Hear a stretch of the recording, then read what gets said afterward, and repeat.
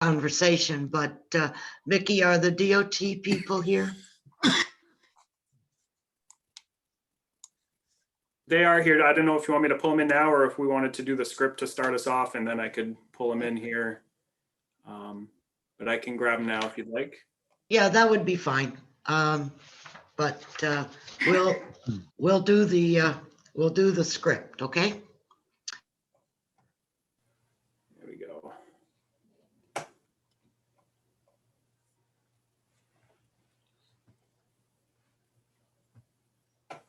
Oh, you're muted, Representative. Thank you. I will do this. Okay, let me try again. Thank you. As Chair of Division 2 of the House Finance Committee, I find that due to the state of emergency declared by the governor as a result of the COVID-19 pandemic, and in accordance with House Rule 67 and the governor's emergency order number 12, pursuant to Executive Order 2020-04, this public body is authorized to meet electronically. This public meeting is pertaining to the Department of Transportation. Please note that there is no physical location for members of the public to observe and listen contemporaneously to this meeting.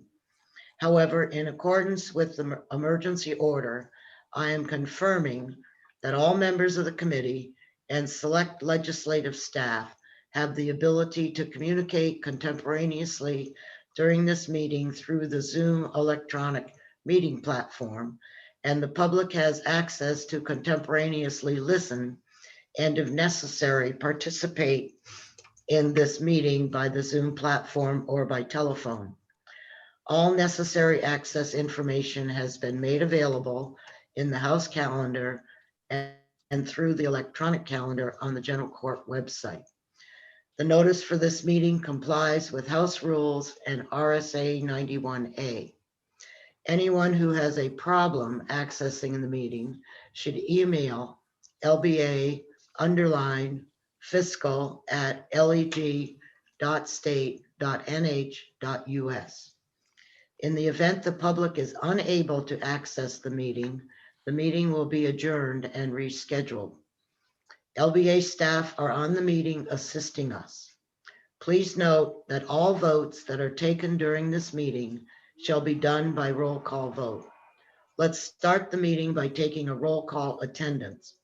When each member states their presence, please also state whether there is anyone in the room with you during this meeting, which is required under the right to know law. So Representative Lynn, would you please take the attendance? Yes, thank you, Madam Chair. First, Representative Bucco. Yes, thank you, Representative Tom Bucco. I'm here in Conway at my home and there's no one else in the house. Thank you. Representative Danielson is not present. Representative Heath. Mary Heath here, and I'm at home in Manchester, New Hampshire, and I'm here all by myself. My husband's gone off to the grocery store. All right, thank you. I'm Representative Bob Lynn. I'm here at my home in Wyndham, and I'm alone in the room, but my wife is present in the house.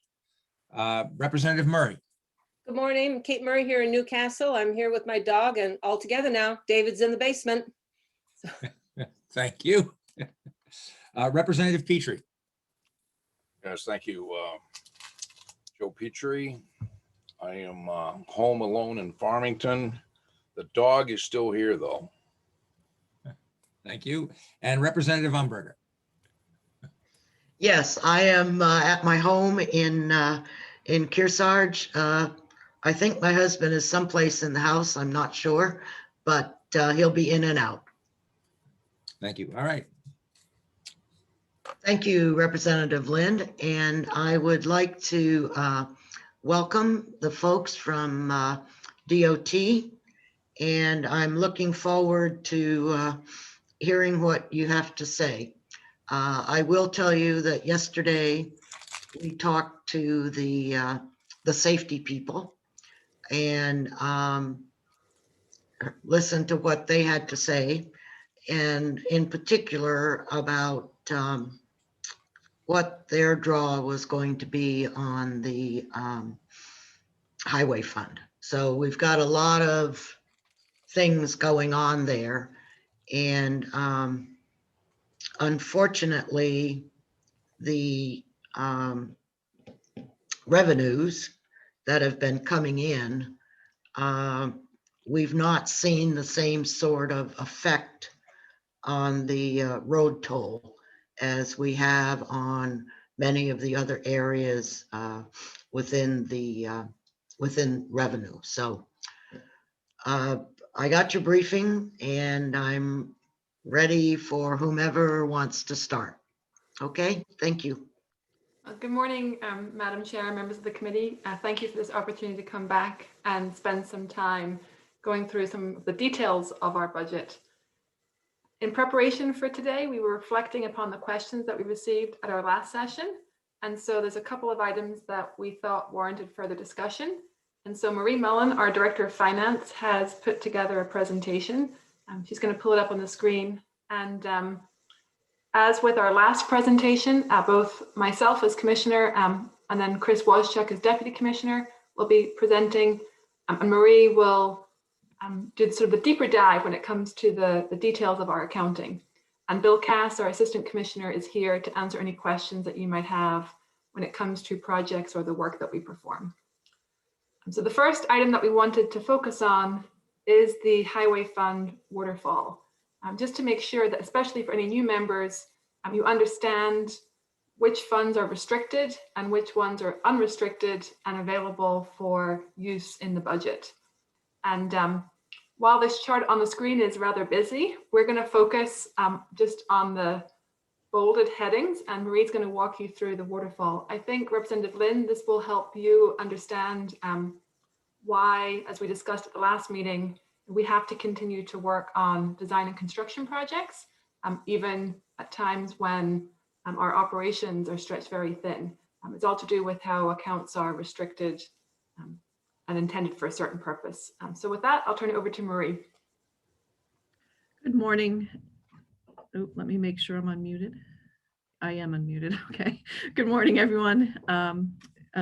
Madam Chair, and thank you for having us back again. This first slide is, it's a history of the road toll and motor vehicle fees. This is something, as the Commissioner said, we like to present so that folks can understand first the road toll, the gas tax, the 22.2 cents that the state collects, how that gets broken down and where that goes each year. So first of all, by law, 12% of the gross revenue that comes in from the road toll goes out to block grant aid. It gets distributed to municipalities throughout the state. So that's the first thing off the top. So that's approximately 2.7 cents of the 22.2 cents.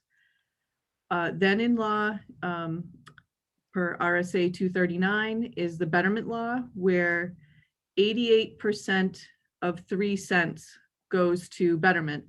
So that 12% comes off the top for block grant aid. So that's why you can see it's 2.6 cents and not 3 cents, because the block grant aid comes out of the top of that. So approximately 2.6 cents is restricted revenue that comes to the Department of Transportation for betterment that is used for paving, bridge projects, various repairs throughout the state. And it's primarily used for paving and culvert work that we do need to maintain and repair on our roads. This funding goes towards a majority of our non-Fed eligible roads. So federal funds are not able to be used for maintenance and repair. So these funds are needed for those non-federal eligible roads and also for the maintenance and repairs on our roads, because federal funds can only be used for more permanent repairs and that type of thing. So they don't allow us to use it on maintenance. So this betterment funding is extremely important to maintain our roads and bridges in the state. SB 367, many of you may be aware, back in 2014, that was the bill number where 4.2 cent increase in the road toll was passed through the legislature and the governor at that time. Again, you see 3.7 cents here. That's because 12% comes off the top and is part of this block grant aid here. So 3.7 of that goes to SB 367. And a later slide will show you how the waterfall of SB 367 and how those funds get distributed and what they're being used for. So we will talk about that later on in the presentation. And then lastly, the remainder, the 13.2 cents, ends up being the unrestricted revenue that goes towards operations for the Department of Safety, for DOT, and other agencies that draw on the highway fund, including cost of collections for the road toll. Then you have the motor vehicle fees that are collected by the Department of Safety. Again, the 12% block grant comes off of the top of those, that gross. And so then 88% is used for, again, is the unrestricted piece that gets used for operations for DOT, Department of Safety, again, and the other agencies. So, so we like to show, in this history, how that breakdown of those total revenues that come in, what portion is going directly back to the municipalities, is being used by safety and other agencies, and by DOT. So you can see over time, these percentages have shifted. At one point DOT was at 65%. Now we're at like 58, 59%. And some of these others have increased. Block grant is now up to 14% going out to the municipalities. So I don't know if there's any questions on this, but we just, wanted to show where the road toll and these unrestricted motor vehicle fees actually go and how they get used.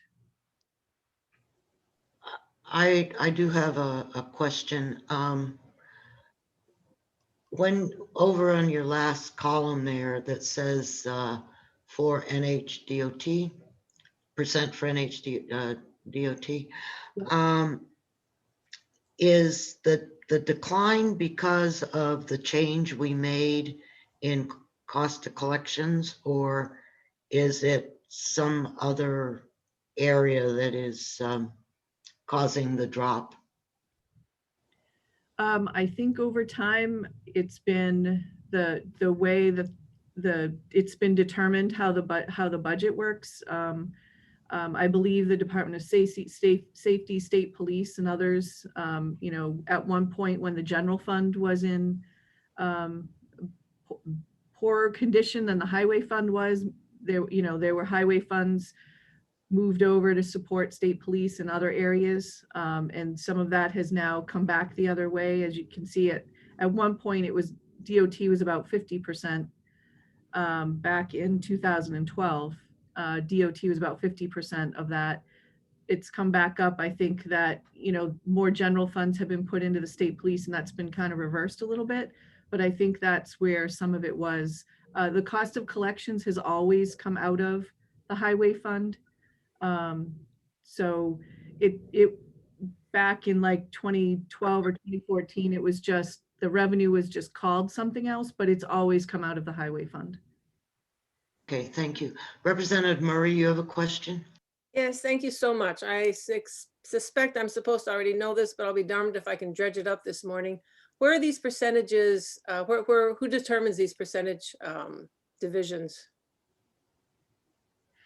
These are based on actual expenditures for those years, but those are determined based on the budget and how the budget is appropriated at that time, at that year during the biennium.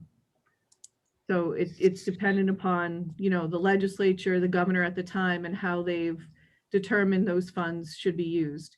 There is an RSA, RSA 6, that requires a certain percentage be provided to DOT and the other agencies. So that RSA, actually, I believe it's RSA 99. requires that at least 74% be contributed to the Department of Transportation, and the Department of Safety can have no more than 26%, and other agencies can have no more than 1%. So there is something in law that requires a certain percentage. And when you're looking at DOT percentages, because the block grant aid goes through our budget, those two percentages get added together for that RSA. So as Marie explained, oh, I was gonna say, currently in statute, it says that no more than 26% can go to safety, but I think we touched on this last time. As we finalize the budget, that's one of the checks that we always do. And as you can see in the past, at times they've suspended that law and changed the percentages. So Madam Chair, is that something that we'll be discussing or no? Absolutely. Okay, thank you. Yeah, I'm sure Mickey's usually right on top of that, so I'm sure Mickey is probably already been looking at that.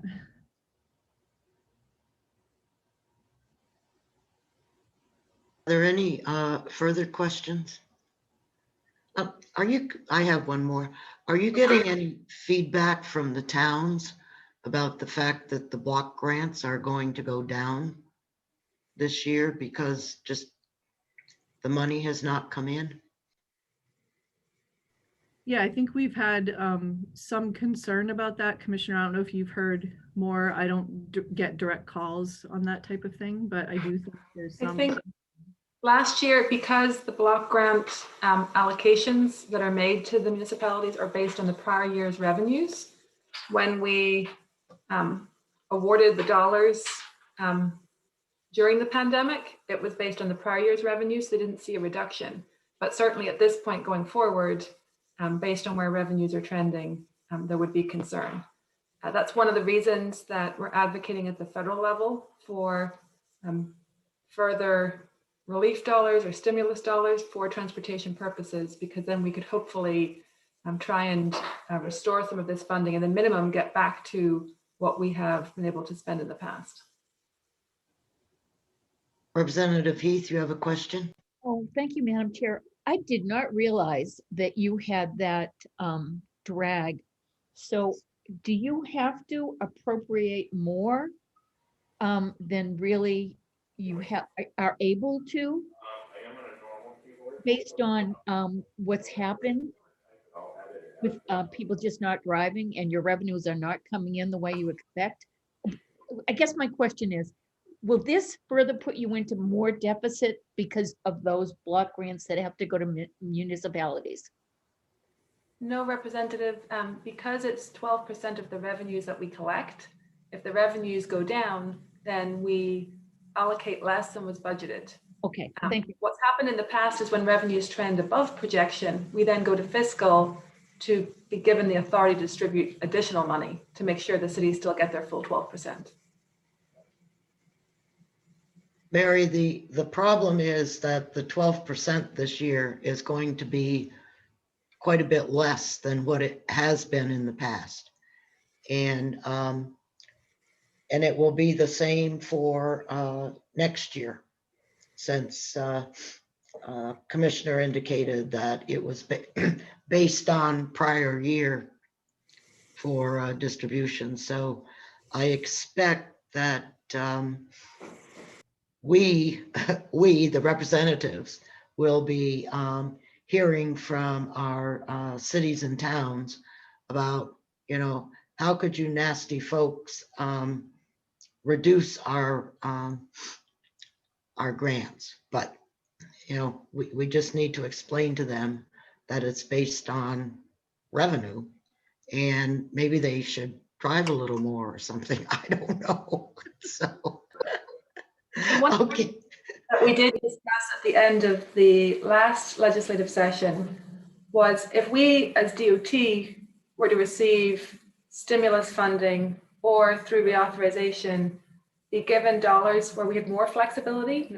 Marie explained that we are reliant on the betterment and the state funds to both support the municipalities as well as to do work on certain types of roadway, primarily what we call tier 3 and 4 roads that aren't eligible for federal funding. But if there was additional federal dollars provided with more flexibility in where we could use them, then certainly as part of the budget process, if DOT was receiving more direct funding through federal sources, then we could adjust the block grant percentage maybe for the upcoming budget. But right now, there's no guarantees of federal funding. That's certainly something that we shouldn't be discussing until we understand what dollars might be available.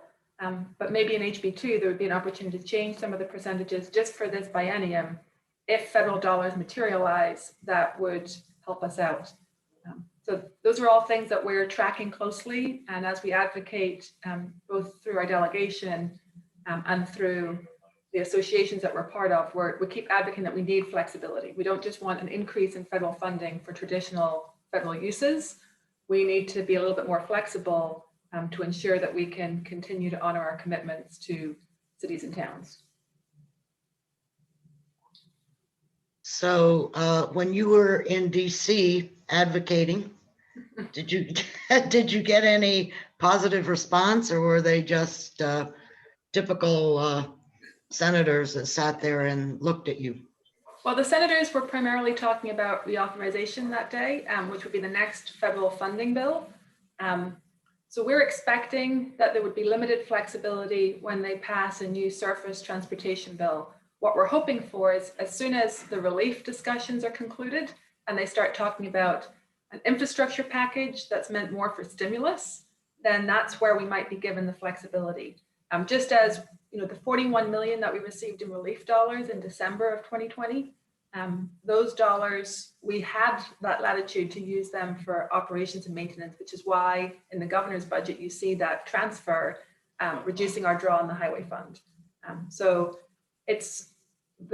my testimony was more about long-term funding and making sure that we have sustainable sources of federal revenue that we can count on, because that way, as we do our 10-year plan, we have a better sense of what size our program will be. But then we also are advocating for this, infrastructure stimulus that would have more of a near-term benefit. And hopefully that's where they build in the flexibility. Okay, thank you. Are there any further questions? Okay, let's go to the next chart. Okay. So last time when we came before you, we touched on some of these items, but we thought it warranted revisiting how dollars have been moving in and out of the highway fund to help balance the budget in prior biennium. So with that, Marie, do you want to explain what the charts on this slide show? Yeah, so on this slide, you probably remember last time we went through some of the, revenue, like the $30 surcharge back in 2010, 2011, that was put in place and then was repealed. That was to help with the deficit at the time in the highway fund. There were some other one-time areas, such as the retro Turnpike toll credits. As you know, we match our federal program with toll credits.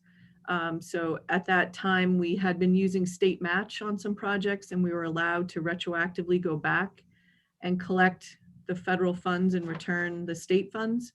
So we did that for that period of time that we could. And then, of course, there was the I-95 sale of the bridge between Maine and New Hampshire to the Turnpike system. And the revenue from that transaction was included in the budget. Originally, that was supposed to be a 20-year note. It was supposed to be paid over 20 years by the Turnpike system, but was advanced to help balance the highway fund. And as you can see, it was paid off over 6 years.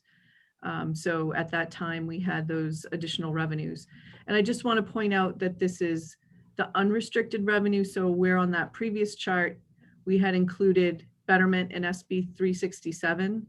These revenues do not include that because those are restricted funds. So this just includes the unrestricted portion of those revenues.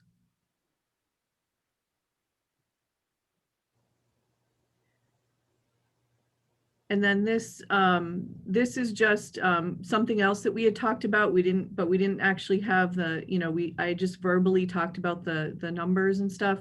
There were some other one-time sources that were put into the highway fund to help balance the highway fund. So we talked about the first three on the previous slide.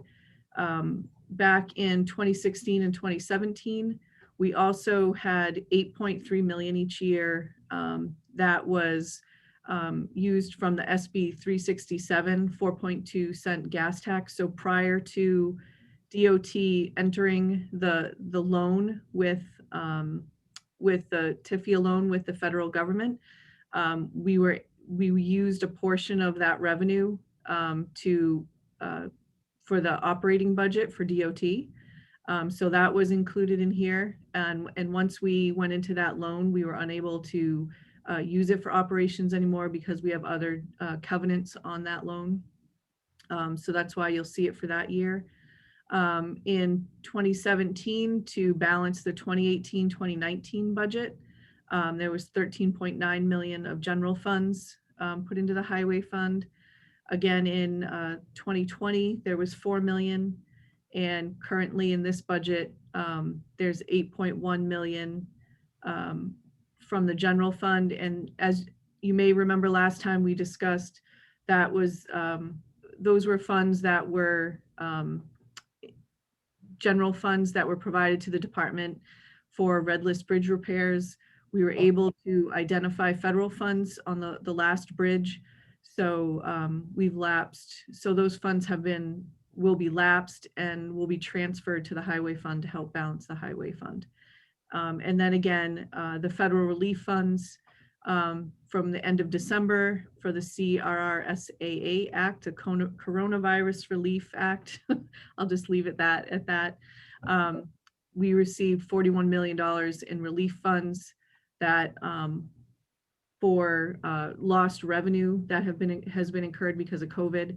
So that has been infused into the highway fund as well to help balance the highway fund. So all of these one-time sources have been used and utilized in the past to help balance the fund and balance the work that needs to be done for Department of Transportation, Department of Safety, and the other agencies that draw on the fund. This is part of the reason that you see that change in the percentage of highway funds going to different departments as well, depending on how these general fund dollars are budgeted, whether they go directly to an agency or whether it's a transfer into the highway fund. That's part of the reason for the fluctuation, in addition to the costs of doing business fluctuating over time and the legislature choosing to budget dollars in a different way. Does anyone have any questions before I move on? Yes, Representative Murray has a question. Thank you, Madam Chair. Just a little hopeful thinking, I see that big drop down to 2023.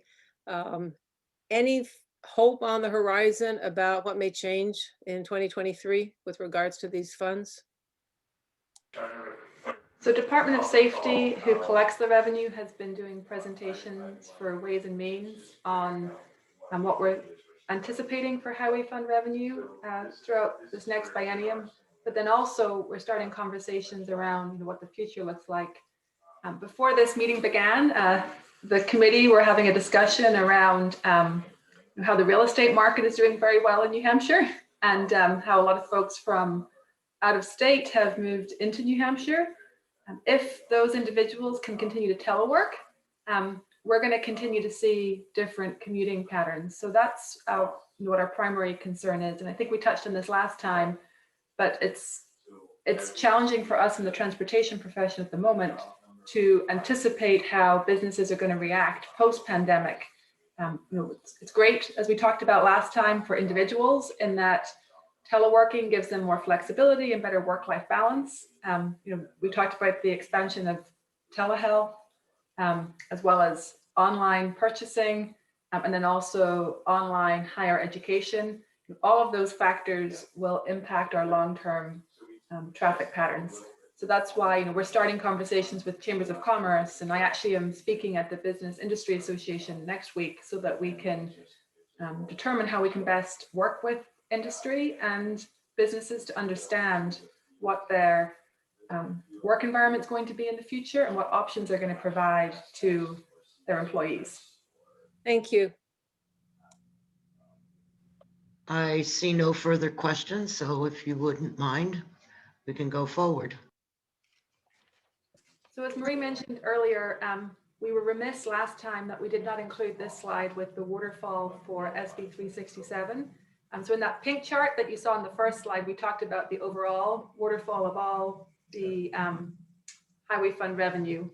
But this slide shows you specifically what our commitments are through Senate Bill 367. So Marie, do you want to do the deep dive on this one? Yeah, absolutely. SB 367 increased the road toll by 4.2 cents, but dedicated it to certain areas. So the first area that by law that based on this waterfall that comes out of this is the block grant aid. So 12% is distributed to the cities and towns directly. Next, as part of the law, it is to cover any debt service costs related to I-93. So in the law, it was agreed that 200 million could be bonded or loan or et cetera. We engaged in a TIFIA loan with the federal government, and that TIFIA loan, what we were able to get the rural interest rate. So we had an all-in interest cost of 1.09% on that loan. It was far cheaper than bonding or any other financing mechanism. So we entered into that loan. So the second requirement is interest and principal payments for that loan. So you can see the schedule here. What we've done is during the construction phase, we are paying interest only on the project. It was just opened in December of 2020 to 4 lanes. So we're able to defer and paying principal for 4 years after completion of construction. And then upon that, we need to start paying principal in fiscal year 2026. So you can see we're paying interest only.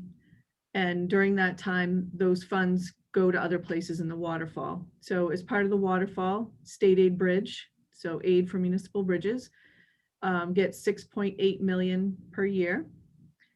And then, as I had stated before, that in 2016-17, there were a couple of areas where we put it towards the operating budget. But after the state aid bridge, then the last area that the funds would flow to are the betterment program. So we have pledged as part of the TIFIA loan that we will do rural paving and bridge repairs, and that by having that covenant and making that dedication to doing rural paving and bridge repairs, that's how we were able to get that low interest rate. We were able to get the rural interest rate. So as you can see, we have about $20 to $23 million, depending on the revenue and what's left over as it flows down to the betterment that we've been putting into paving each year and red list bridges. So for Marie? the purposes of, oh, I'm sorry. Excuse me. Yeah. Is this in addition to the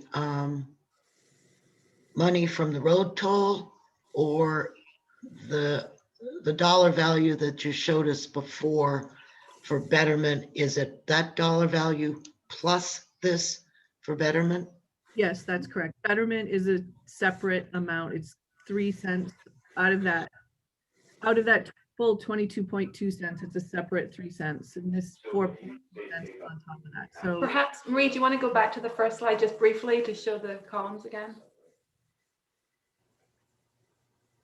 Yep. So this clearly shows that the gross road toll is 22.2 cents. So there's 2.6 going to betterment. Then there's 3.7 of the 4.2 cents, because the 12% comes off the top, goes to this SB 367 waterfall. And then what Marie has shown you is the deeper dive on how those dollars get distributed. Okay, so it's additive. yes, Yes. so the betterment is additive to this. Yep. Okay, thank you very much. The one thing I want to highlight is, for the purposes of this budget, we're very confident that revenues will continue to sustain, providing a full 6.8 million to municipal bridges through the state aid bridge program. That's because we're still paying the interest only on the TIFIA loan. The numbers that we are showing you for 2026 and beyond in terms of revenue projections are very preliminary. Next year, as we work on the 10-year plan and we have more certainty around how traffic patterns are changing post-pandemic, we'll be working to refine these numbers. But you can see that we're now, previously, we were forecasting a larger amount of revenue in those out years, which would have allowed us to support the state aid bridge program at 6.8 million annually. Now we're showing that if the revenues decline, as one of our models indicates, the amount of funding available for city and town bridge work will be impacted as well. So it's not something to worry about it for this budget. Like I said, because we're still paying interest only, we have the full 6.8 million to make sure that we follow through in our commitments and can advance the projects that are currently programmed. But certainly as we look to the 10-year plan and talk about the state aid bridge program, we'll be discussing this waterfall in more detail. A conversation we'll have with your colleagues on the Public Works and Highways Committee rather than Division 2 Finance. Did I see one of the participants with their hands raised?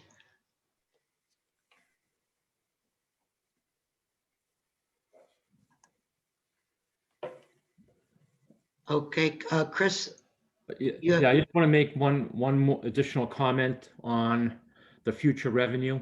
As part of an exercise to look at the road usage fee, we hired a consultant, and it's noted down here, Cambridge Systematics, in the footnote 1, to look at the long-term impact of fuel-efficient vehicles on highway fund revenue. So as part of their effort, they took a hard look and they had a range of options. And this represents kind of the middle of the, in between the high and low impact that they identified.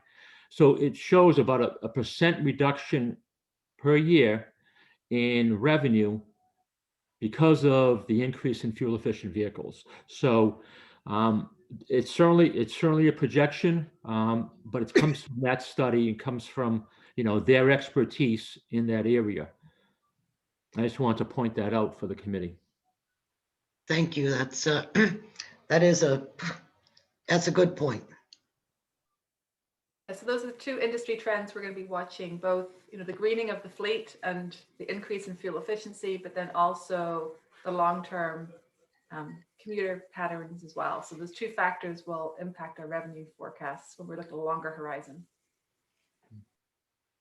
And then in the future horizon as well, in 2035, that's when the RSA sunsets, when the 4.2 set sunsets.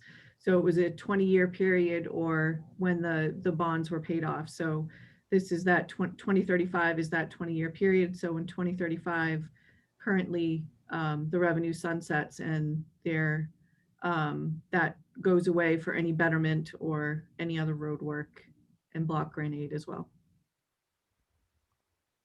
Any other questions on the TIFIA? I doubt that any of us will be in the legislature in 2035.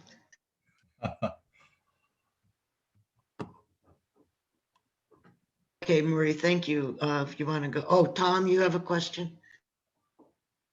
Yes, thank you, Madam Chair. So I just wanted to go back to how this program got the nickname of Waterfall, and I think that what I remember was that here in 2025, when we have to stop repaying the principal, and then the money for paving and bridge work just falls right off.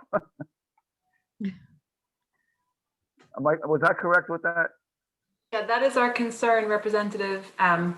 As Chair Umberger indicated, our betterment program is much larger today because we have the betterment dollars that are restricted, and then we add to them with the TIFIA pledged bridge repair dollars. So we're spending significantly more. But yes, come 2026, as we start paying the principal on the TIFIA loan, then our capacity to do work through the betterment program is basically halved, depending on how the revenue projections trend. And we're fortunate because of SB 367 and then the further value that the TIFIA loan provided. We're experiencing some of the best pavement condition. We've been able to do an additional 23 red list bridges with this revenue, but we are concerned about what will happen to condition when first we start paying the principal.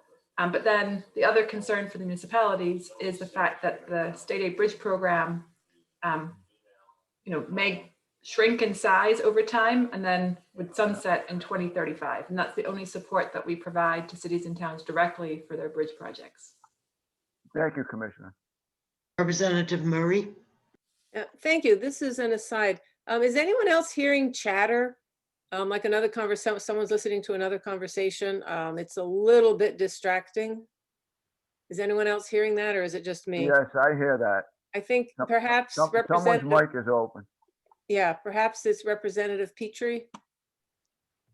It's not me.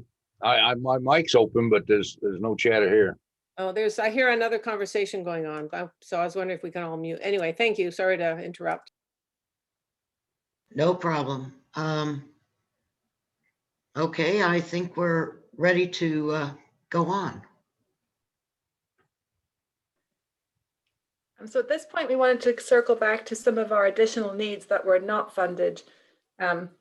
Last time we spent some of our session together talking in detail about the fleet, and in a few moments, Chris is going to once again revisit some of those numbers to make sure that you have the complete picture.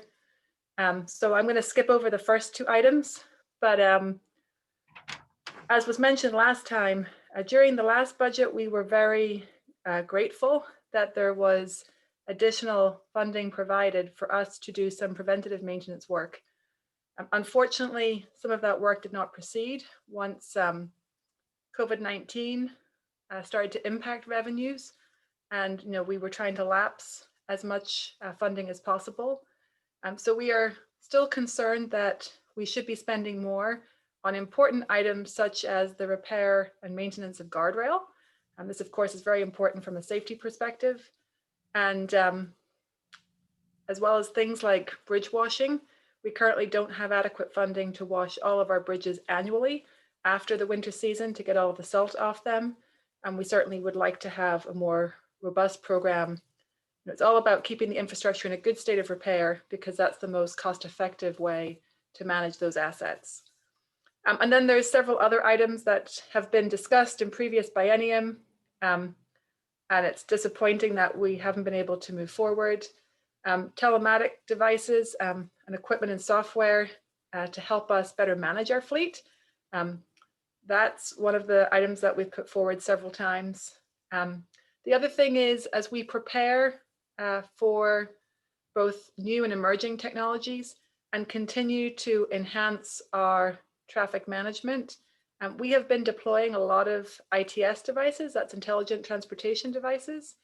And you'll see that we have both cameras out on the highway, as well as some of those dynamic message signs that help us communicate reduced speed limits, as an example, during snow events. And while we've been using federal funds to install a number of those devices, or Turnpike funds, as part of major capital projects, some of that equipment does need further repair and maintenance. So that's another exposure that we have.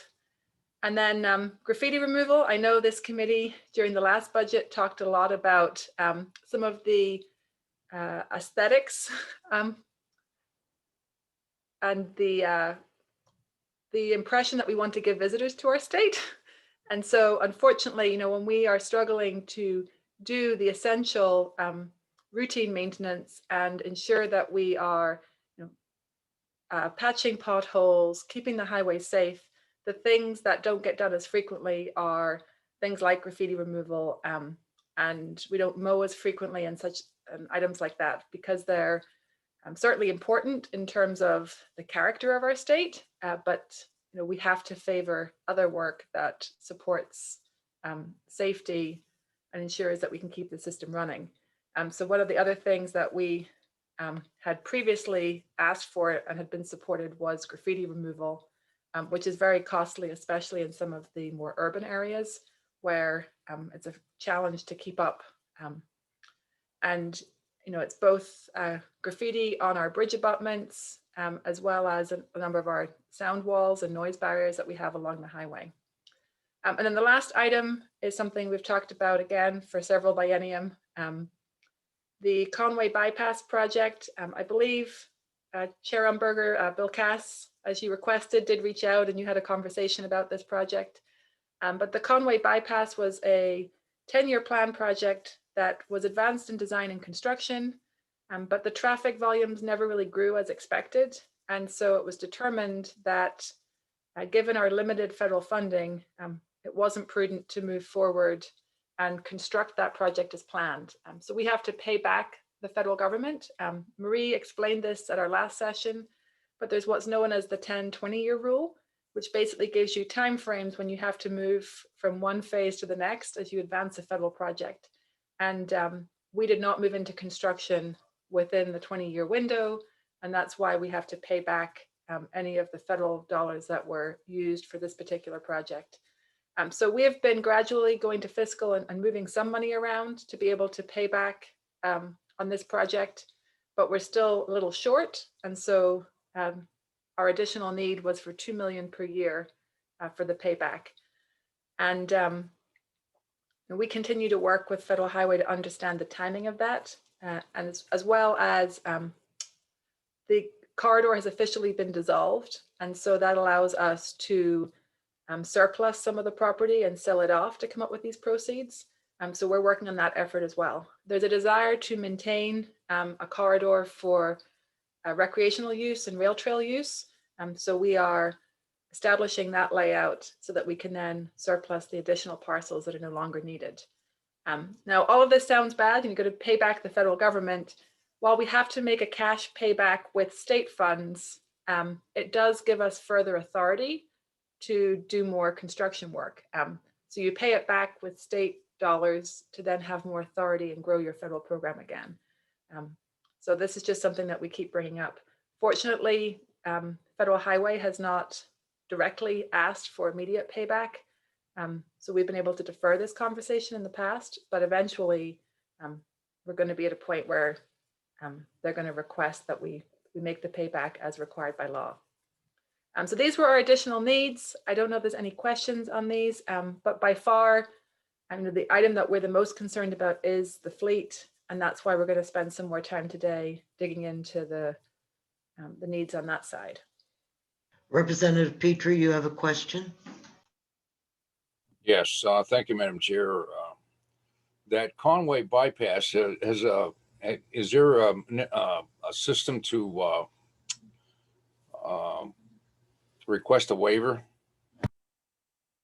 So the law requires the payback. There is really no waiver process. The only latitude that we feel that US DOT would have is to give us a longer period over which to pay back the funds. But even that is not something that the statute anticipates. And so that's why we've been working with them for so many years on this issue.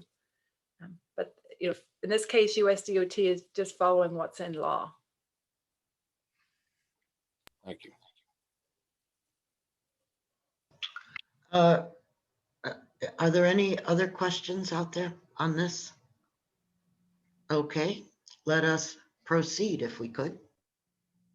So at this point, I'll turn it over to Chris, and he'll walk you through the fleet statistics again.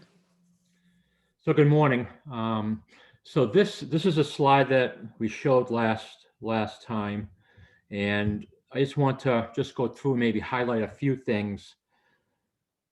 So this is a summary that is put together by our Mechanical Services Bureau each year. So for fiscal year 21, it was as of the start of fiscal year 21, so July 1, 2020. So I just want people to understand that, because it's a snapshot at that time that shows what vehicles are, in essence, at that point in time, exceeding the fleet parameters. During that time, also, we have vehicles on order that, will replace some of those vehicles that have exceeded the parameters, but they haven't been put in service, so they're not really reflected in this chart. So as I noted last week, we have 1,258 units. At that time, that snapshot revealed that 277 or 22% exceeded the vehicle, the parameters. For example, for a plow truck, it's 12 years and I believe 250,000 miles. So that's kind of our standard that we use for those vehicles. If it reaches 12 years or 250,000 miles, it will show up as exceeding the parameters. Now, the vehicle may still be useful, being repaired, but as you can expect, with older vehicles, the repairs tend to get much more expensive, and there's certainly a cost benefit there for, keeping vehicles too long is a problem.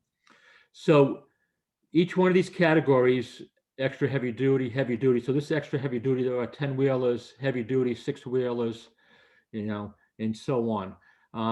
As we took that snapshot, so column G shows a percentage of fleet exceeding the parameters in each category.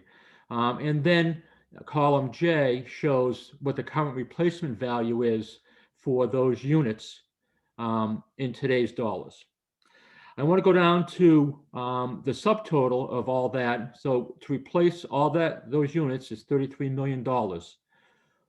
Or we have identified that we need $8.9 million of funding annually to be able to replace the units so it's sustainable. So for example, the fleet is valued, its replacement value is $102 million.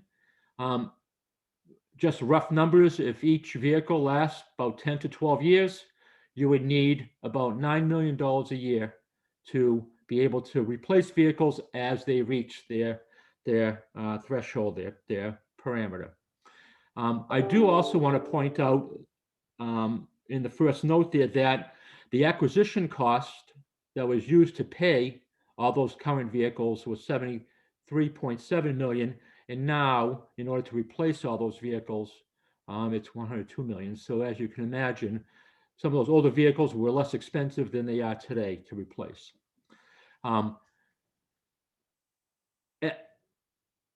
When that snapshot was taken, we were fiscal year 20 acquisitions were on order and being put in service. And we also had fiscal year 21 acquisitions. So that's where the $16 million number comes in. Those were planned acquisitions, monies that were encumbered, and vehicles in certain stages of being built and put in service, but were not yet in service as of, and I believe this was, I say July 1st, but this was revised November 16th of 2020.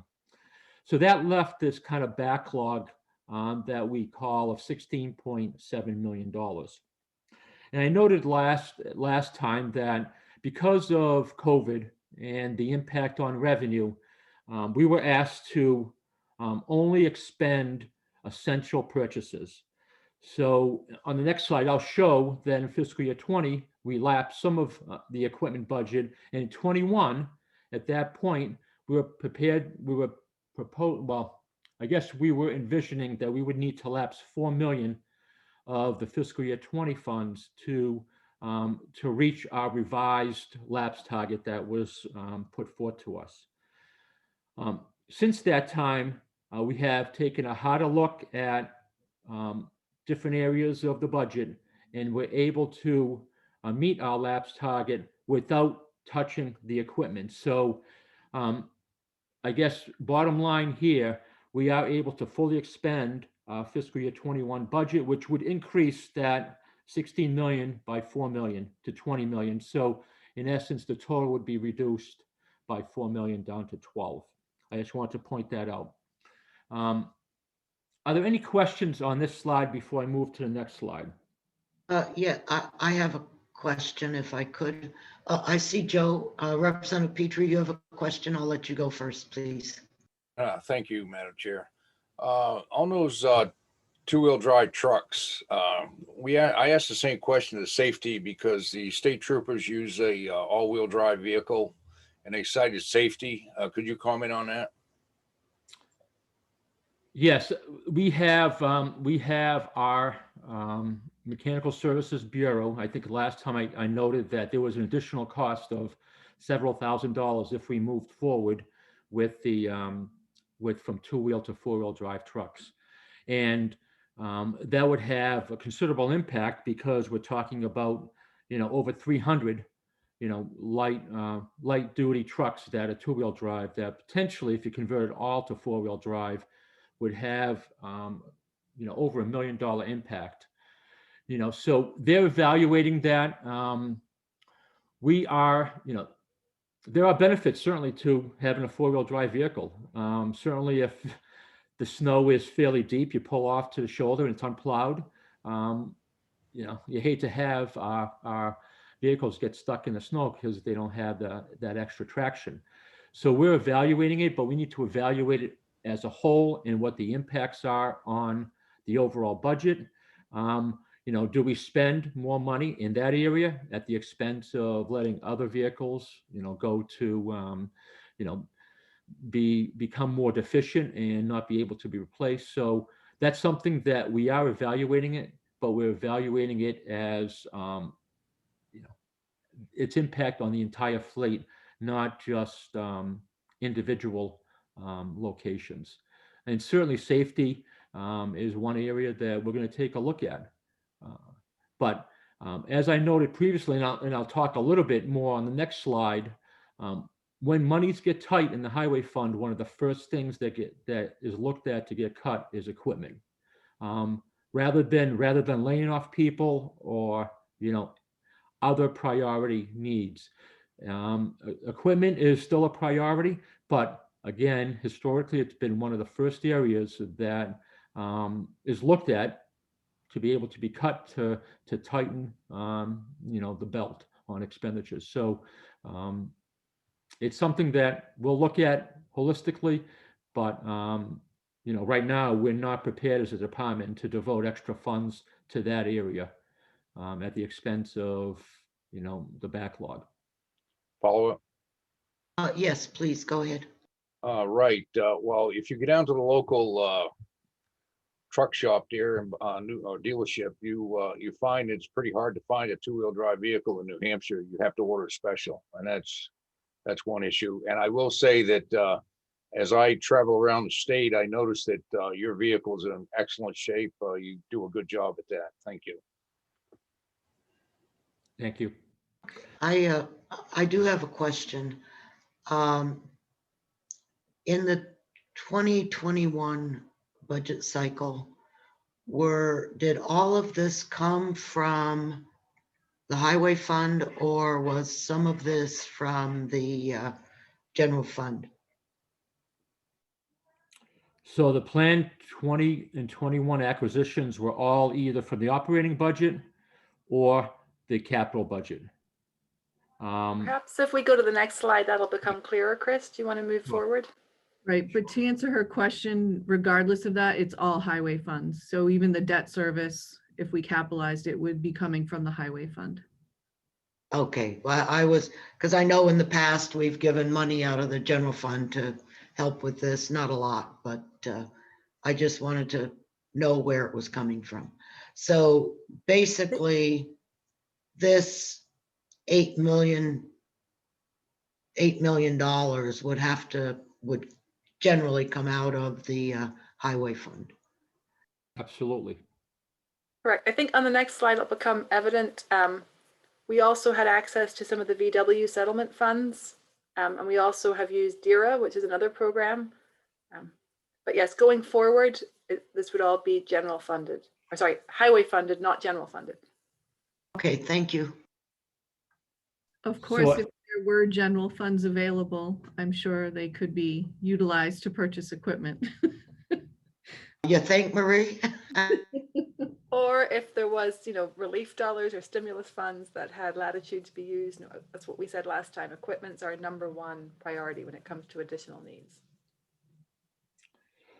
So this provides kind of a 20-year look back on equipment appropriation and, its kind of history. So if you look at this chart in fiscal year 2000, to probably about 2003, those first two bienniums, the class 20 appropriations for equipment, we ranged from roughly 5 million to 7 million.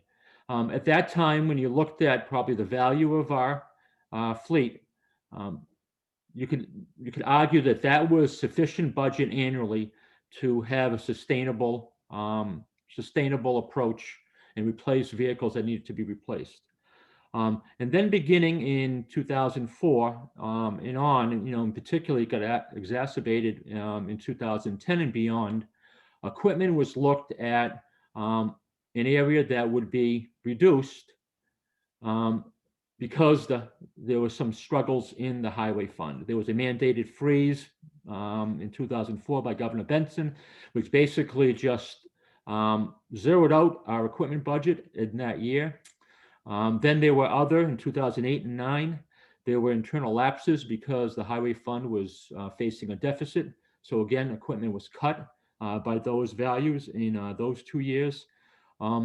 And then this past decade, I just want to point out, we take out, if you take out fiscal year 20 and 21, where we really fought in the last biennium, and I thank the legislature for fully funding equipment in our operating budget in the last biennium. But prior to that, the equipment budget ranged from 2 million to roughly 2.6 million in 2012, on average of 2.4 million a year. So what happened was we should have been spending, 6 to 8 million a year, and we were only spending 2 million a year. That's why the backlog started to grow. Now, what we did was, because of the impacts on the highway fund, we looked at the capital fund to fund equipment because the operating budget couldn't sustain it. So in 3 different areas, fiscal year 16, there was a $5 million capital fund approved in the capital budget. And then in 2018, 10 million was approved for that biennium. And then in 2020, an additional 10 million was approved in that biennium, which was great. It really helped with, whittle down that backlog. However, the debt service on those bonds is paid out of the highway fund, over a 20-year period. So although the upfront revenue is great, it does have a long-term negative impact on the draw in the highway fund. Chris, do we have any idea what how much we're paying in interest on these? Marie, would you know? I can get back to you on that. Actually, in the last 2 capital budgets, they required the capital portions to be paid back over 10 years to be more comparative with their useful life. So there is even a quicker payback schedule for that. That's in our operating budget, but I can get back to you on that, on the interest portion of these capital items. So the cost, you said, is in your operating budget? Yes, for the probably the previous 2, the 5 million and the first 10 million, those are we're paying debt service on those now in our operating budget. The second 10 million will just be starting in the 22-23 budget. We've spent about 7.5 million of that.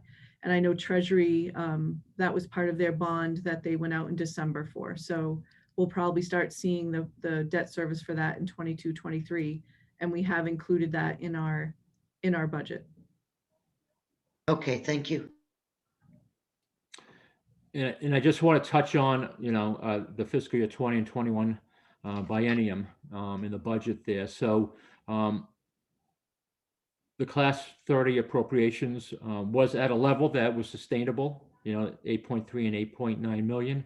In fiscal year 20, as I noted earlier, because of COVID and the impact on the highway fund revenue, we stopped at probably March or April of, so it was near the final quarter of that fiscal year. We stopped any other expenses on equipment. So we ended up lapsing 716,000.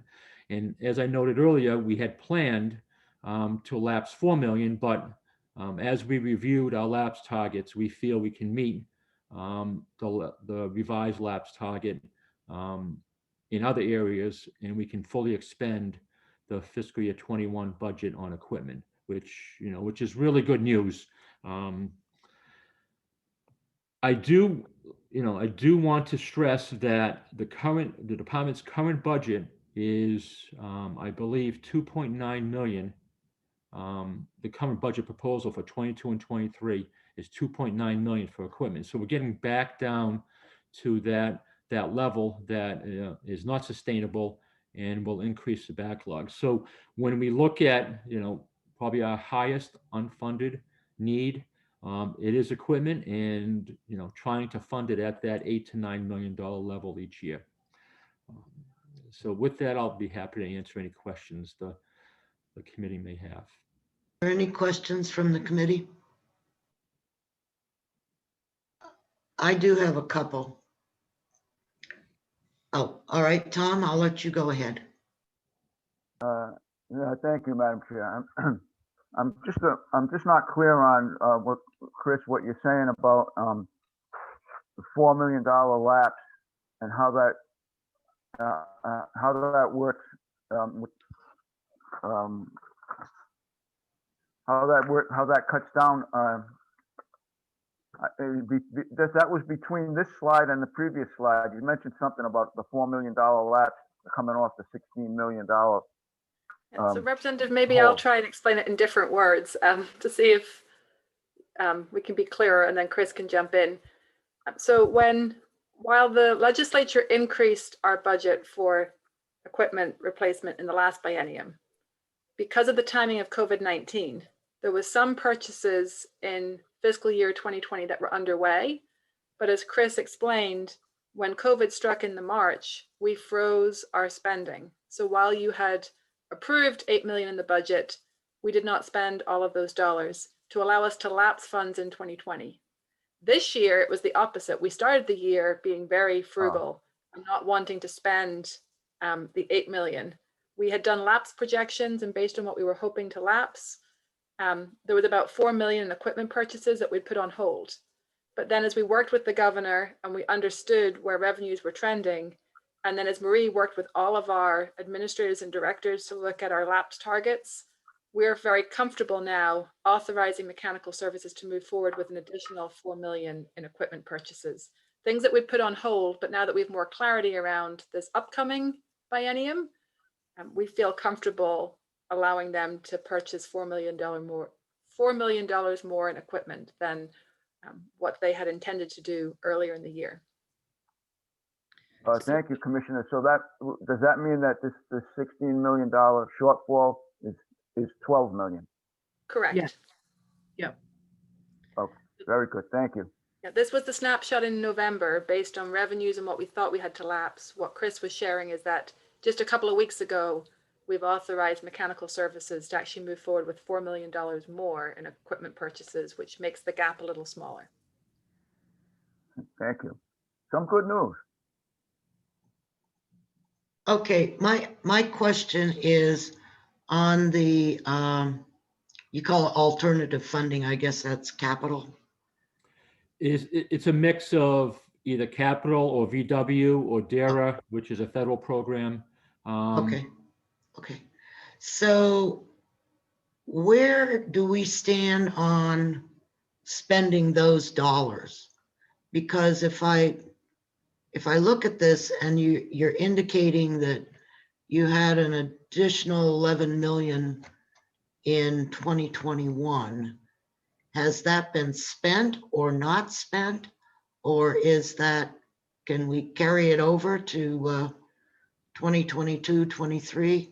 I'm just trying to understand what's going on with this 11 million. Yeah, So I would, go ahead, Marie.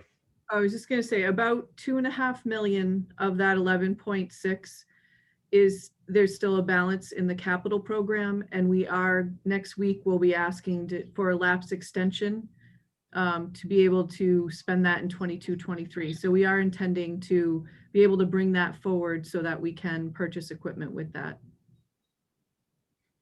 So 2.5, you've spent all but 2.5 of the 11 million. Yes, that's correct. Okay, and you're going to try to move that 2.5 forward to 22, 23. Yep.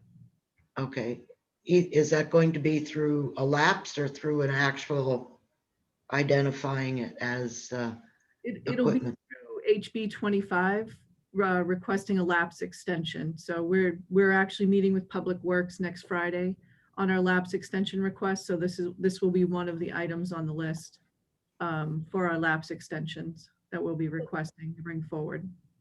Just as we were hesitant to spend operating dollars during the COVID period, there was a number of our capital budget items were put on hold. So we have our new capital budget request that we'll be presenting to the committee, but then there's also a list of projects where we didn't move forward in the same time frame that we had expected because of the revenue uncertainties and our concerns around having the operating budget to pay debt service. So we'll be asking for extensions on all of the prior HB 25 items that we hadn't completed so that we can move forward with that work now. And Marie has done the forecasting, and we do have the debt service budgeted in our operating budget.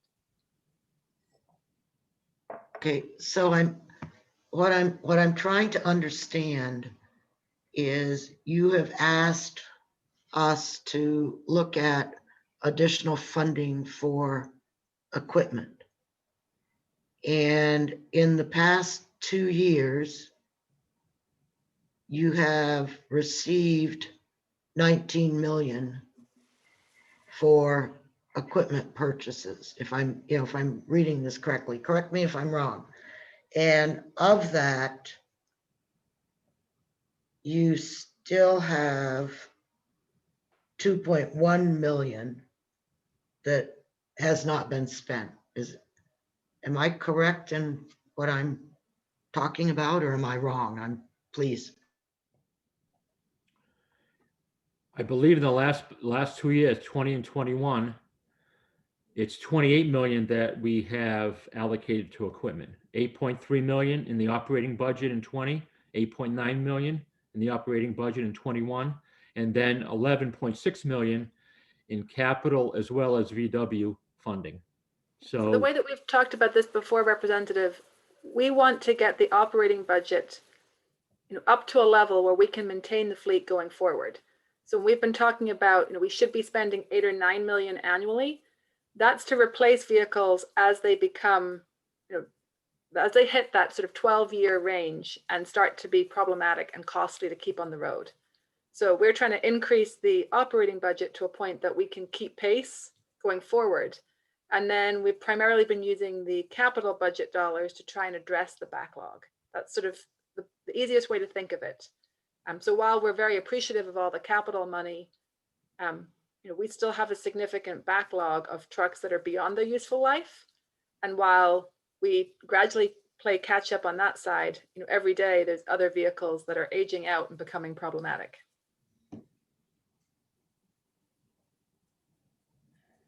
Okay, I'm just trying to understand,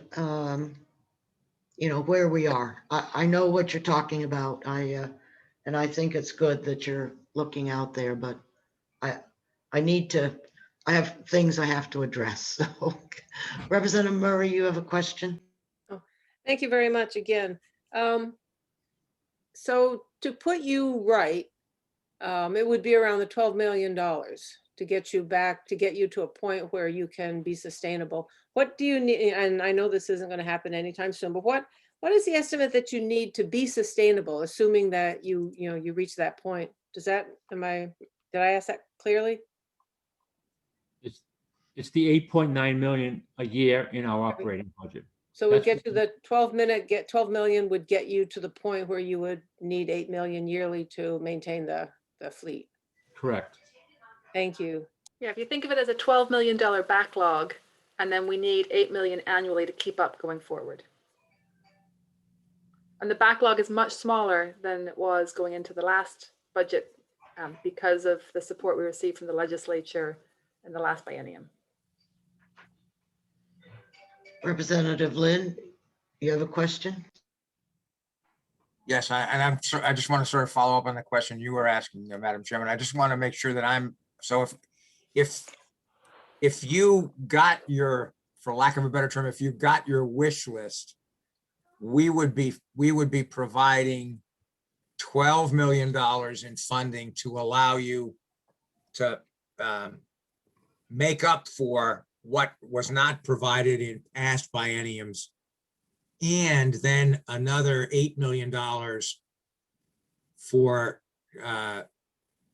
what you need going forward. Is that correct? So it would be a total of $20 million. It's 8 million annually, but there is some money in the budget. So it's the difference between what's currently in the governor's budget and the numbers that we showed. Okay, I'm sorry. I see. Okay. So the All right. total for this biennium would be about 24 million. So it's the 12 million backlog plus the 12 million we're short to get to the 8-9 million per year. So the total would be about Right. 24 million. 24 million. Okay. Additional. All right. Thank you. Thank you. If I may, I know that's a big ask. I'd be happy with just restoring the operating budget to that $9 million level. If we could restore the operating budget in each year to that $9 million level, so it's 12 million in the biennium, I think that would be fantastic. So we do not fall any further behind on the backlog, and the backlog stays at its current level. Because we've done a great job, and thank you to the legislature and the governor in past years to support our capital budget request, as well as fully funding the operating budget for equipment in the last biennium. That helped greatly to reduce the backlog from, it was even higher. It was at probably previous statistics probably showed it growing to 35, 36 million. So it's been a fantastic job to reduce it. As I mentioned, I'd be thrilled if just the operating budget was restored to the sustainable level. I would be thrilled too, Chris. So how are you going to get people to drive more? Oh, I know. Okay, we can go on, please. So the next slide is it's a budget change request we have. So I don't know if this is something you would vote on today or another meeting, but these are some minor changes that we become aware of that we believe should be in the FY 22-23 budget. So the first one is in our transit bureau. There is a new project with the Department of Natural and Cultural Resources. And so there's a grant from DMCR about $100,000. So to be able to utilize that grant, we need to get that budgeted into the FY 22-23 budget, along with the appropriation for that. That's the first request on those first 3 lines there. Excuse me, Mickey, do we need to vote on these, or do we just ask you to make the changes since the money is there? I would ask that you vote. We could just vote just to make sure we don't have any uncertainty on the action. I just have one question on this for Marie. Do you know if Cultural and Natural Resources has this 100,000 already budgeted on their end, or would we have to work with Division 1 on theirs? I am not sure. That is a very good question. Okay. So on that first one, I'd say we maybe just want to confirm with Division 1. I can talk to Nancy in our office just to see what's going on with that side of it. But the other two look, they're not going to affect your highway or general fund situation in the division. And we could vote as a division today on those, and I could get moving on them. But maybe the first one we hold off until we just get a little bit more information. The second item is also with, down here on these 5 lines here. This is also with our transit bureau. These are federal funds. So these were funds that FTA was provided in the coronavirus relief bill at the end of December. But between the governor's phase and now the House phase, it was identified specifically how much New Hampshire was getting. And these are, directly go through the FTA and through our bureau. So there's no, they're tied to specific transit agencies. So we'd like to budget these federal funds in FY22 so that we're able to distribute them according to the federal law that was filed. And then the last item, this a new program that we just became aware of, or new revenue that we just became aware of, related to Alton Bay lease agreements. So we would like to appropriate that, the revenue, and we have to pay property taxes on those lease agreements. So that's why we're appropriating funds in land interest to be able to pay the property taxes based on the land that we own there and the revenue that we'll be receiving. So again, like Mickey said, none of this impacts the highway or general fund. They're all self-sustaining revenues that are coming in to be appropriated for these programs. Marie, should we bring these in through fiscal, or would you prefer them in the budget? I would prefer them in the budget. If we go through fiscal, then we wait until July. And especially with those federal funds, then the transit can't distribute those funds to the transit agencies until we've gone through fiscal and governor and council and received approval. So it could delay them distributing the funds by a month or two if we have to wait for that time period. I don't have any problem with that. Mary, Representative Heath, you have a question? Well, I was wondering if I could make a motion and my motion would be, I'll tell you before I make the motion, I just would request that we approve spending authority for those 2 items as requested. Would that be okay? That would be fine with me. All right. So that said, I would like then to move that we provide funding authority for the 2 items as listed. I'll second. I think we need the dollar value for All each of them, which Okay. it looks like 9,265,500 for. No, actually, it's, I apologize. It's that department requested increase, decrease FY22 column. So it's 3,185,801. That's the increase. We showed what the budget was before the increase and then what it was after. So FY23, there's no increase. That column is all 0. So it's all in FY22 for that one. Okay. So it's the 3,185,801. And then in the second item, it's $63,000 each year. And please add that to my motion. Yeah, so we need that. We need $3,185,801 of federal funds Yes. added to the added to the Authorization, DOT. but yeah. Yeah, the DOT budget. Is that correct? Yes, that's correct. Seconded that. Kate, I Did- believe. I did. Okay.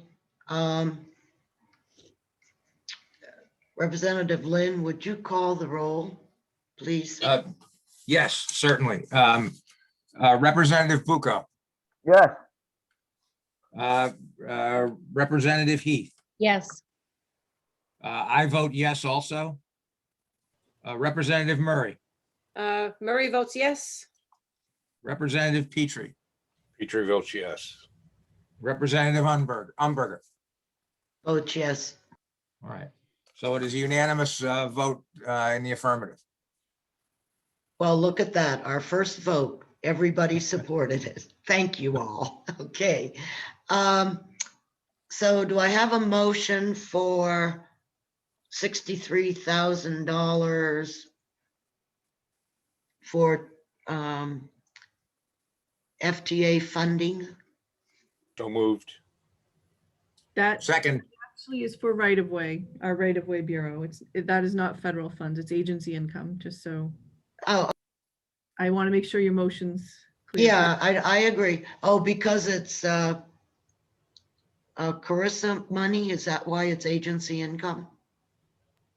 No, it's agency income that we'll be collecting on lease agreements from land that we own. Okay. Yeah, Representative, the description is underneath the accounting line, so it's that Sorry. the last line pertains to the requested change above. Okay, so the motion should read $63,000 from agency income. Is that correct? Correct. Okay, so I think I had Representative Petrie and Representative Lynn seconded that. yes, Correct. Okay, you want to call the roll, please? yes.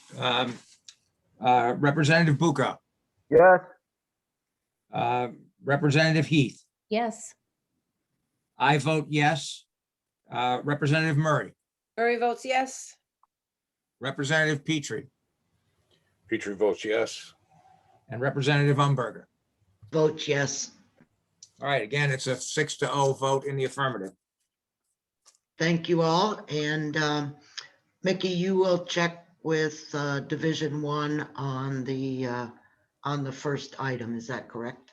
Yeah, once we get some information from them, then we can circle back to this at a later meeting and vote on it. Okay, sounds good.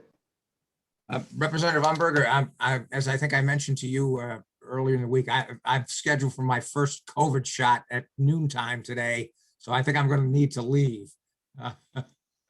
That'll be fine. Don't worry about it. Go get your shot. We can't have you the only one on the division without a COVID shot. All right, thank you. All right, I'll see you on Monday. Sounds good. All right, bye-bye. So thank you all very much for passing that. Those are our only change requests, kind of to take care of some, regular items. So I'm not sure if there's any other questions of the committee, but that ends our presentation. Okay, great presentation today. And next week, when you're in, we'll be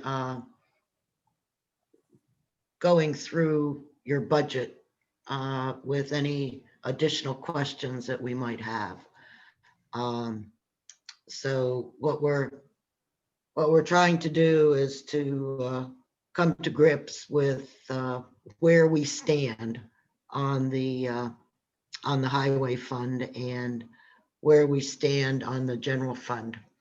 I know it was helpful that the governor suggested that we have more money than we do from his phase, but unless that changes in ways and means, I don't know what we're going to do.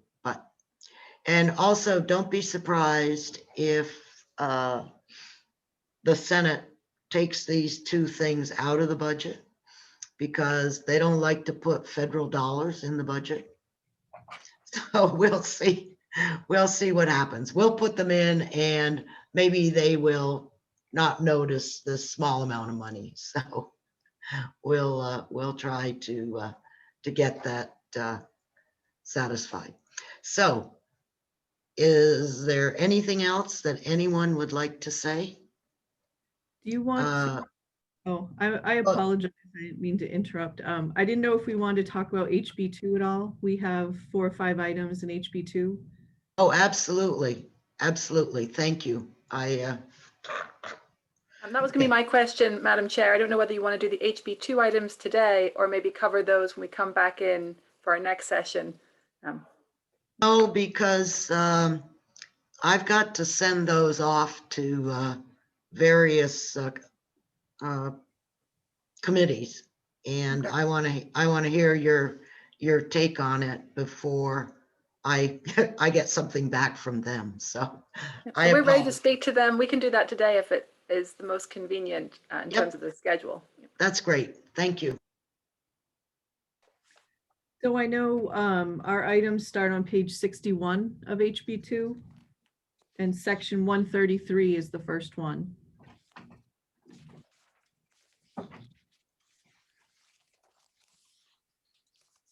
Okay, go ahead. So this is related to civil liability. The RSA currently, as it reads and as interpreted by the Attorney General's office, is that we can only get reimbursed on actual costs related to damage to our highways. Generally, what we've done in the past is we use an estimated cost because it's difficult for us maybe during the winter, to be able to assess the full damage. We will do an estimate. And so we don't have insurance companies and others waiting multiple months for the snow to melt, to do the repairs and all those things. We provide estimates, and that is the industry standard with the insurance industries, is they'll accept estimates. The AG's office has suggested we need actuals. And so what we're looking here to do is to update the definition of full and current replacement costs to allow reasonable estimates or actual costs. So that's what we're doing here, so that we can, receive as much back as we can get for the damage that's done to the highways. I have a question, Marie. Is this something that the Transportation Committee will deal with, or is this something that Public Works would deal with? I'm not sure. We do have it in a concurrent placed Senate. It is in Senate Bill 134 currently, moving through the Judiciary Committee there. They have a civil liability bill. So I wanted to be sure that it didn't get dropped. So I have it in both places, but I just wanted to make sure that the language does get through. And Madam So- Chair, while this pertains to highway infrastructure, it's really about how insurance claims are processed and making sure that we are being timely in providing the necessary information to the insurance company, but then also able to receive compensation as quickly as possible as well, rather than waiting, as Marie described, for the summer construction season.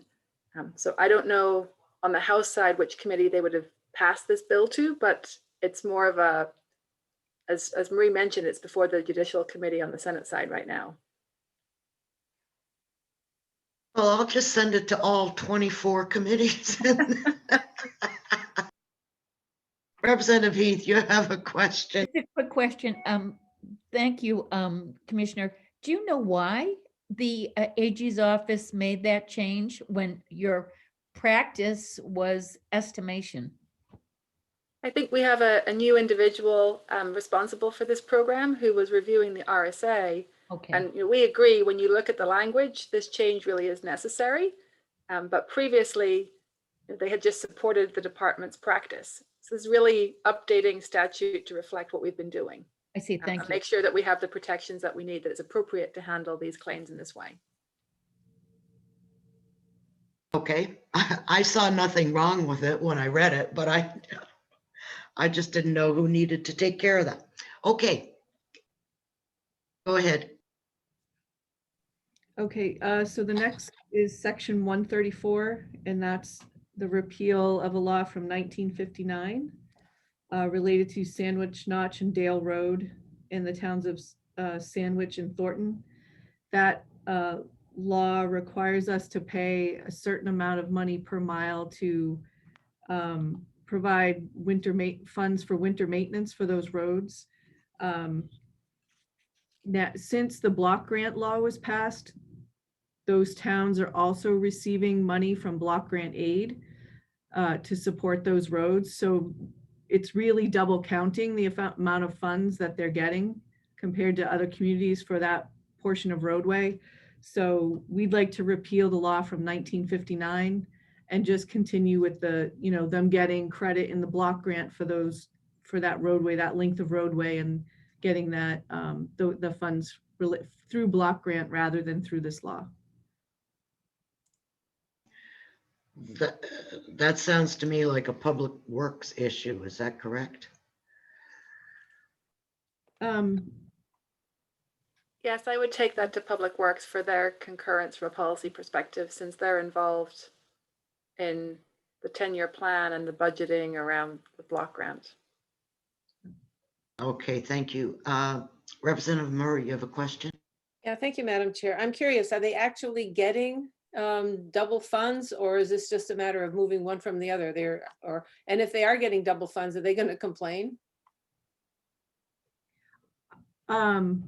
They are getting double funds. I don't know that they realize it. I think I don't know, Commissioner or Bill Cass, I think, has been involved with this a little bit more. I believe the community is aware that they're receiving the funding from two places, and that really it's unfair that they get additional dollars compared to other communities. But I hope you wouldn't notice. It's one of the things that's been discussed with the town, and everybody agrees that, cleaning this up is the best case. It's a very nominal amount. It's like $1,700 is based on the 1955 law or something. So it's really more of it's as much of an administrative challenge to keep track of, and so everybody agrees that this is the best thing to do. Yeah. Yeah, I saw that in HB2 and I said, oh, that's very interesting. I didn't know Sandwich Notch Road was open in the winter. Yeah, I think it's just maintenance of Sandwich Notch Road. In the past we've done materials type of stuff, a few loads of gravel to fix some things, but it's more just maintenance and upkeep. It's not, I don't think it is maintenance. It wasn't specifically winter maintenance. It was maintenance of Sandwich Notch Road. Okay, thank you. DOT always has interesting things in HB2. So the next section is 135, which is line 32 on page 61. And that's related to disposal of real estate. So we'd like to add add federal real estate in there, along with the Turnpike and highway funded. And then in section 136, we're asking that are restricted basically it's the proceeds from the sale of land related to payback. So for federal funds like the Conway payback, that those funds be restricted federal funds within our budget and be utilized for additional like federal projects and that type of thing. Currently, go ahead, I apologize. You don't have to apologize, it was me. So you're asking for 135 and 136 to be changed a little bit, is that correct? Yes, that's correct. Will you and Mickey get together to figure out what you really want to say? Sure. Okay, and then what I'll do is I will hold off on sending that to Public Works, I assume, that until we get the new language.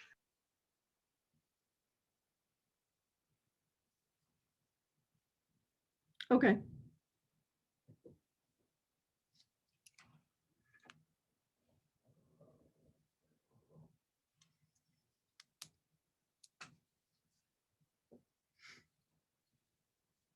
So then page 62, section 137, which is line 8. And this goes through sections 138, 139 as well. This is related to unmanned aircraft, so basically our drones. We'd like to add the word unmanned into the small aircraft or to small aircraft. Currently, technically, the way the law reads, it might require us to register all of the drones and to collect registration fees. So this is really a clarification of the law and what a small unmanned aircraft is, so that we don't, so that no one interprets that we need to collect registration fees, because we have no intention of collecting registration fees on the drone aircraft.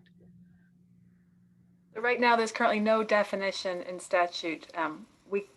Drones are certainly aircraft, but having this broad definition, it is confusing.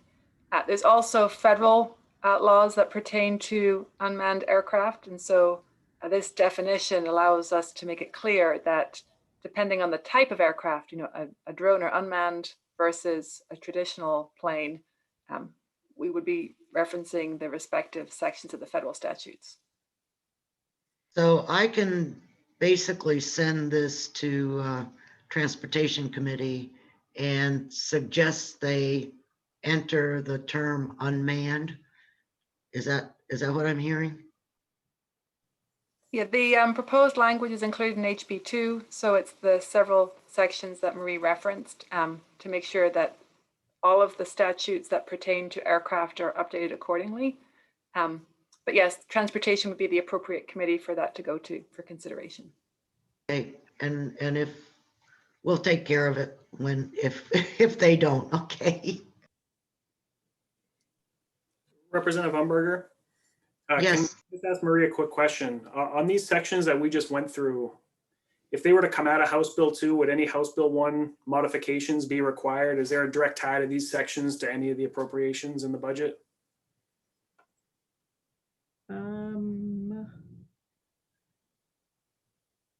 Not the ones we just discussed. The repeal of the Sandwich Notch and Dale Road, I might want to update, it would be small money, but block grant, would need to be adjusted because we need to reduce block grant to account for this if this didn't pass. But no, there are no lines tied to these in the budget currently. All of these do have a financial aspect to them, however, especially with the aircraft registrations.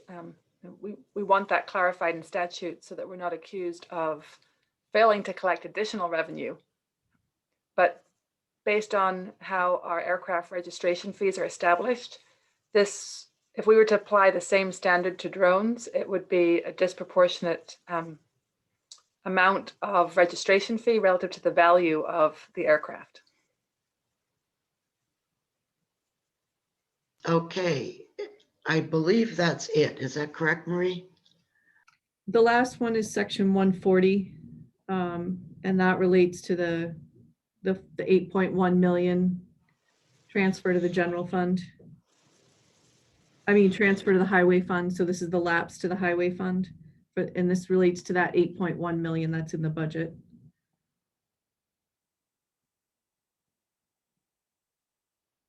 So the original appropriation was the 20 million in the law.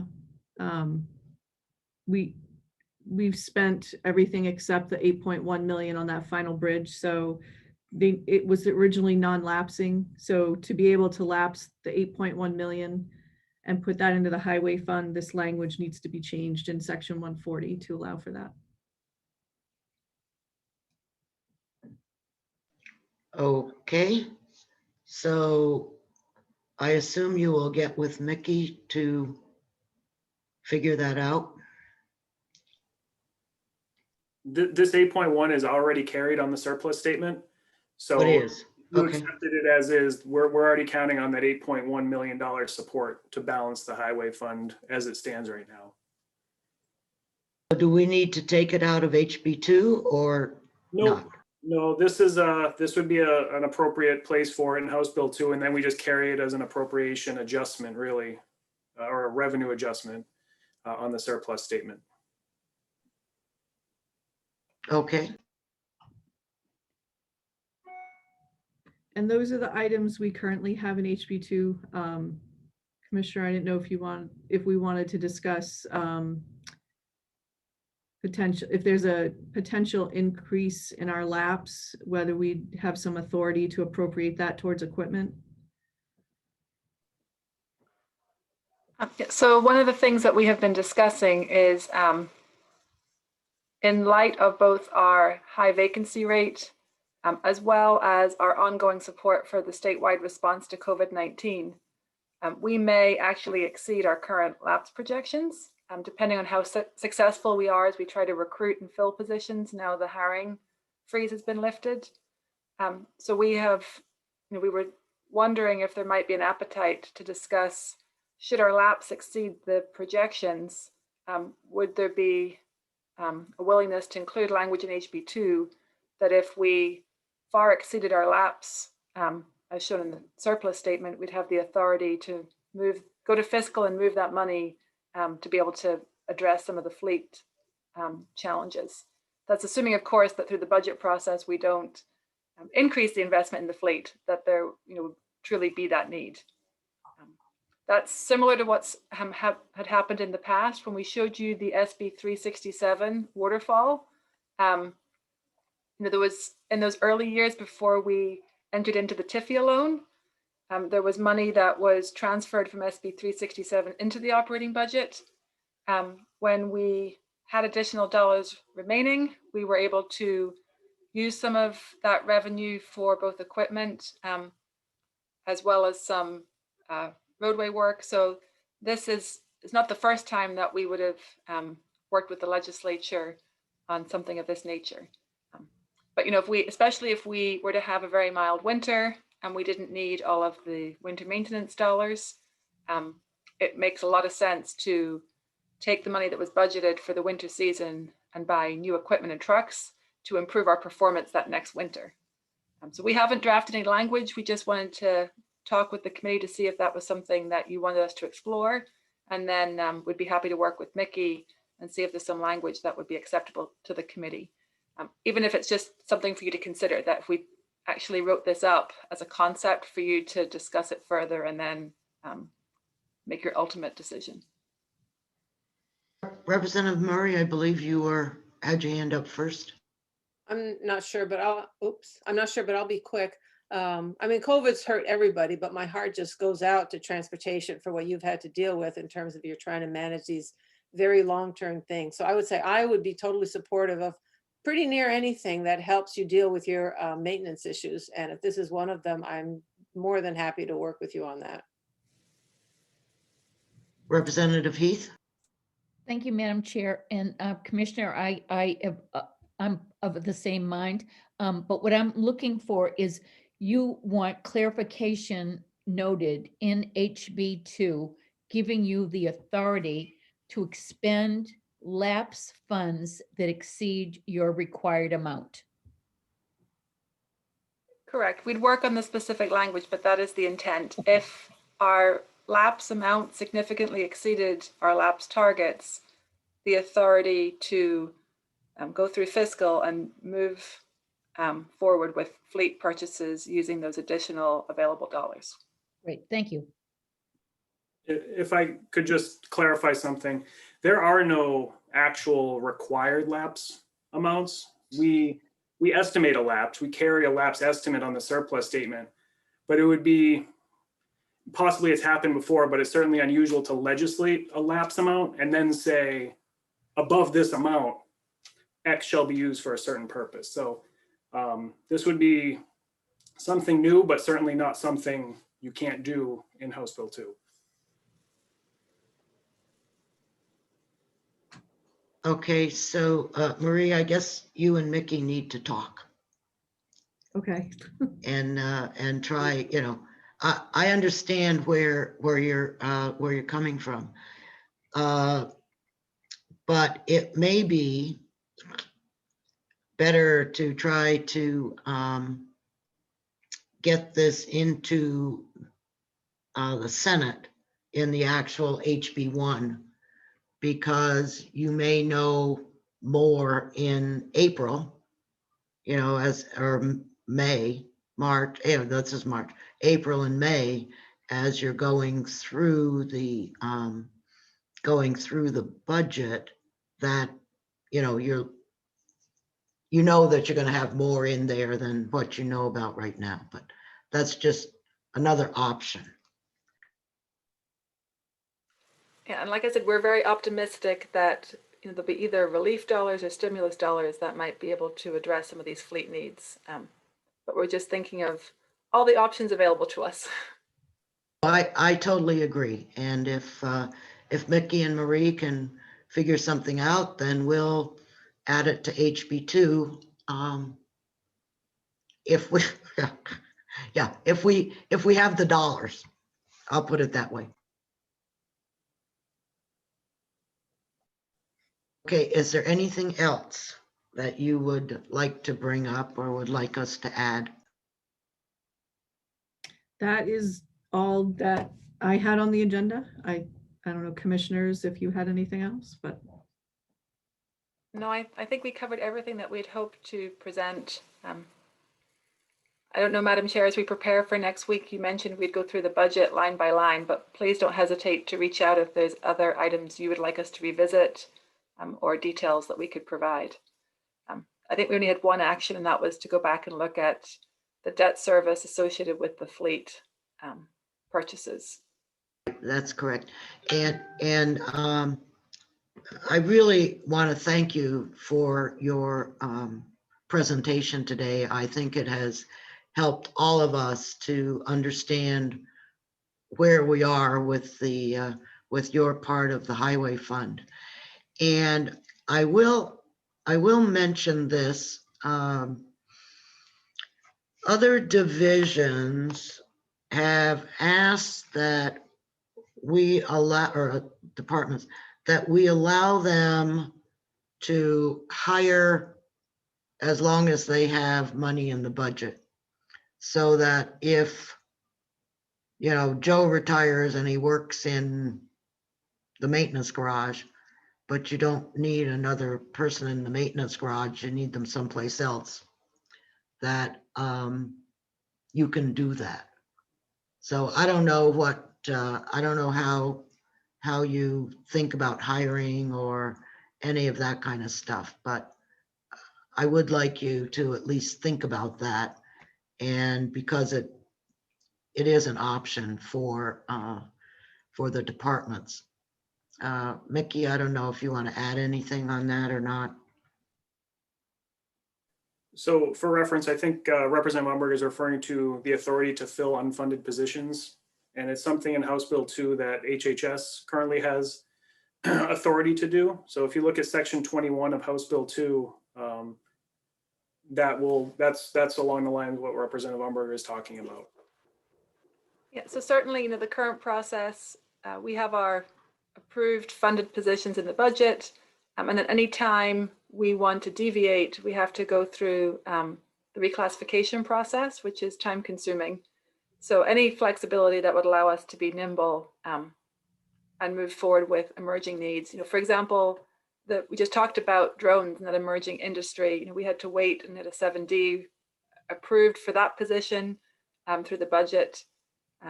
Or we have to reclassify one of our existing positions. So the more latitude we have with respect to being able to hire, the easier it is for us to manage, especially as conditions change. And yes, I hope you have confidence in the department, given our presentations, that we watch our budget very, very closely, that we would be managing all of our payroll lines accordingly if we had that latitude to move forward with filling positions. As an example, the governor just lifted the hiring freeze, but we have still worked closely with all of our divisions and HR to meter what positions we're posting, focusing on the highest needs first. And we are very much aware of the health of the highway fund. That's something that, again, I hope you have confidence that the numbers we're presenting truly reflect the situation, and we do everything we can to manage within our budget. Commissioner, if I didn't have faith in what you're doing, I wouldn't have offered that, okay? So if Marie and Mickey can get together on that as well, and we'll see how it works out. And I should acknowledge the Division of Personnel, they work very hard. They partner with us, but like I said, the classification system is cumbersome, and having to reclassify positions is extremely time consuming. And that's what we're forced to do when we don't have exactly the mix of positions that we need. So this would probably help them out in terms of reducing the workload as well. Okay, are there any other questions for the DOT folks? Again, thank you so much. You've done a really great job today, and I think that it has been extremely helpful, at least to me, and I'm sure to the other members of the committee. So I'm not sure which day next week, but I know you will know. So I believe we're well, coming back on the 11th. pardon? March 11th. I believe we're coming back on the 11th. Okay. So have a good weekend, everybody, and we'll see you on, some of you, we'll see you on Monday. So take care. Thank you. Thank very you all much. for your time today. Thank you, everyone.